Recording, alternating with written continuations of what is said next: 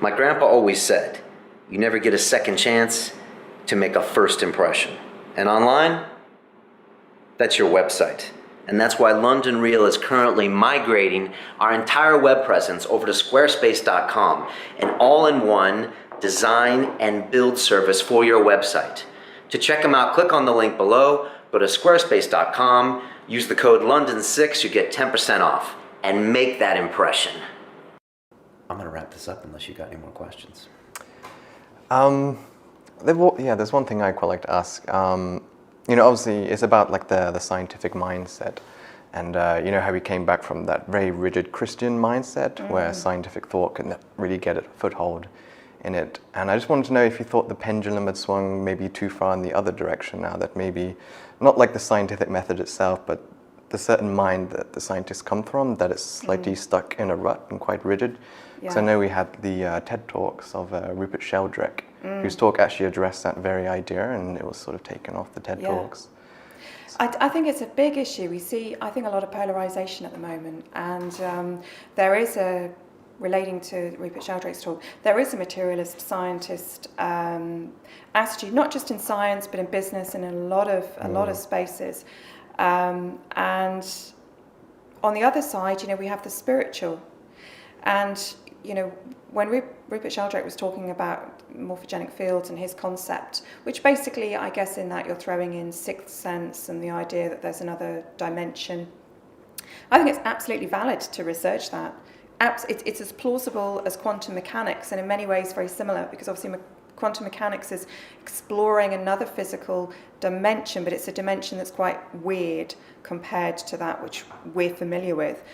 If there is a spiritual world, I think there is. I've seen a few things that I think there is no material science explanation for that event. Therefore, there's got to be something else going on here. I think it's absolutely rational to research that, and I don't think it really serves anybody to try and polarize these areas. And of course, we are one of, not the first generation, but if you go back not so long ago, several hundred years, it was absolutely normal to investigate material science and to believe in a spiritual dimension. And what's so scary about it, that's the thing. And when you see things like singularity discussed and people say, well, maybe we could be living forever. Of course, in some cultures we do already live forever. We're recycled. And in many ways that's a more romantic and poetic concept. I love the idea of being recycled and growing up somewhere else and doing something else, and then again just popping up at some other point in time. Really, really, lovely notion. It's gone too far the other way. I was personally very sad to see that TED took a couple of talks down, and I hope in not too long a period of time people realise that actually to do that you're being a little bit like the skeptics when Charles Darwin was alive. Or I guess quantum physics itself was a theory for so long. But it's a good point you raise, Alex, because I was classically trained in an engineering school, and when Rupert was sitting there talking, he starts talking about these morphic fields and the rats in Australia learning, and then the rats in England. I'm taught to think that that's bullshit. I'm taught you're taught to be physically repulsed by anyone that goes against these theories you've been taught. And as these new things come up, like you said, the singularity and all these weird ideas, I think it's very important that we try to stay open-minded. Otherwise, we're just going to be the church all over again, banning telescopes and stuff. Yeah. I think so.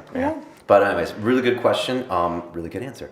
There you go. Melissa, thanks so much for coming on.